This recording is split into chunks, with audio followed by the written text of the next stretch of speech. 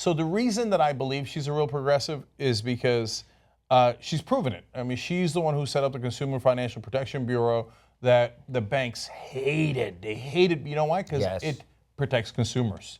And then she at times had to fight Obama on it, and she did so in subtle ways, but important ways in public. When she's a senator, she has aggressively challenged the people in power, the banks, the lobbyists, the donors. So that is not fake. That is super real. Now, at the same time, during that Rachel Maddow show interview where she endorsed Hillary Clinton, she said these two lines that did get under my skin a little bit. As a Democrat, one of the things that frustrates me the most is there are a lot of times we don't get in the fight. That's exactly what the I know. She's right. That is frustrating. Yes. That's exactly why we're frustrated. And she said, but you also ought to be willing to throw a punch. But see, Senator Warren, if you're a Democrat, it's super easy to throw a punch at Donald Trump. It's not so Still important. easy. Important, good. I'll take it. I love it. Okay. But it was important to throw a punch against the powerful within your own party to stand up for progressive values. Yeah. So what you do with that information is up to you. But my takeaway on it is I'm definitely not writing her off and I'm done with her, because to me it isn't about personalities.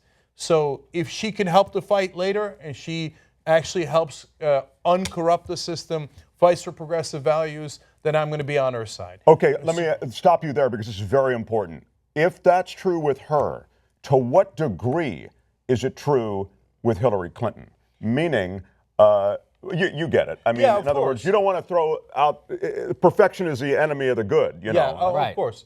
So I think we all agree with that, except with John going, okay.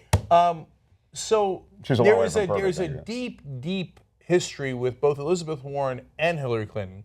And Elizabeth Warren's history up until these primaries has been almost 100% progressive. And Hillary Clinton's history has been not progressive so much on some issues, but deeply corporate on other issues. Right. And so Hillary Clinton has a higher hurdle to get over because of her history, because of the experience that we've had, the American people have had with Hillary Clinton. Elizabeth Warren has a much easier hurdle to get over because she's been on the right side almost all the time, except in this particular political battle, by the way, right? Which definitely affects policy, don't get me wrong. But then to your ultimate question, Mark, can Hillary Clinton get over that hurdle? Of course she could, but she'd have to prove it out. And she'd have to take genuine positions that make us believe that. So I'll give you one example that leads us to believe that some of her positions are not genuine and that she's not on the right side. So to this day, she opposes Glass-Steagall. Now, Glass-Steagall, you hear that every once in a while. You might not know exactly what it means. It's super simple. It says you split up the side of the bank that has your depositor money from the side that does investments and hence takes a certain degree of risk with their own money. So without Glass-Steagall, which is Bill Clinton got rid of it, it allows them to bet with your depositor money. No one who isn't bought by the banks is in favor of getting rid of Glass-Steagall. And she's in favor of continuing to not have it. Right. So the Clintons, Bill Clinton's the one who got rid of it. Hillary Clinton says that's right, we shouldn't have it. They're saying you should be able to the bankers should be able to gamble with your money. That's an unconscionable position. It's not even unconscionable, it's indefensible.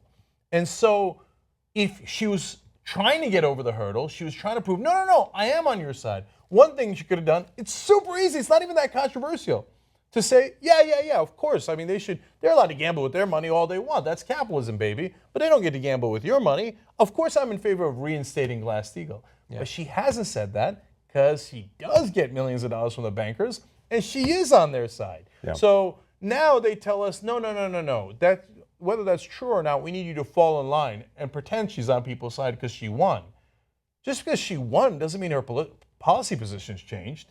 Right. Just because if there was a two-person race, Hillary Clinton, Donald Trump, just because I'd vote for Hillary Clinton in that scenario doesn't absolve all of her policy positions, doesn't mean I should come and lie to my audience and say, oh, you know what? Screw Glass-Steagall. Why not let them gamble with your money?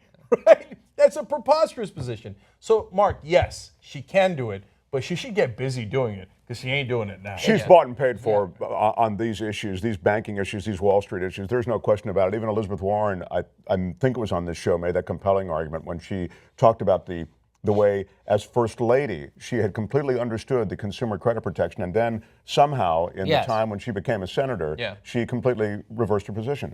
So you're right. She's bought and paid for it. That's deeply troubling. You know, and here's the slam dunk on the Glass-Steagall. The banker who's most credited with getting Glass-Steagall repealed is a guy named Sandy Weil, right? Now, he was the head of Travelers at the time, and then they became Citi. Sandy Weil is for reinstatement of Glass-Steagall. That he's for it. That's like Chris Christie coming out against deep frying. This is a big fucking deal.